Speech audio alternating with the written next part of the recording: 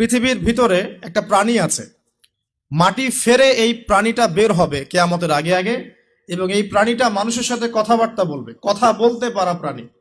এই যতক্ষণ বের হচ্ছে না কিয়ামত হবে না ইনশাআল্লাহ তাআলা।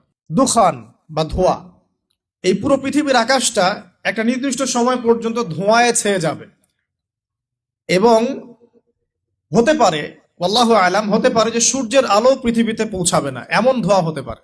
পুরো পৃথিবীটা ধোঁয়ায় ছেয়ে যাবে, এটা সূরা দুখানের মধ্যে বলা আছে। একটা ভূমিকম্প হবে পৃথিবীর পূর্ব দিকে। পৃথিবীর পূর্ব দিক মানে এই যে ভারত, পাকিস্তান, বাংলাদেশ, শ্রীলঙ্কা, ইন্দোনেশিয়া, ঠিক আছে, এই সিঙ্গাপুর, এই যে কন্টিনেন্ট, মালয়েশিয়া, এটা পৃথিবীর পূর্ব দিক। এদিকে একটা ভূমিকম্প হবে। পৃথিবীর পশ্চিমে একটা ভূমিকম্প হবে। পশ্চিম মানে, পশ্চিম মানে বোঝেন না? পশ্চিমা বিশ্ব না, সৌদি আরব না, পশ্চিমা বিশ্ব, ব্রিটেন, ফ্রান্স, জার্মানি, তারপরে এই যে রাশিয়ান কন্টিনেন্ট,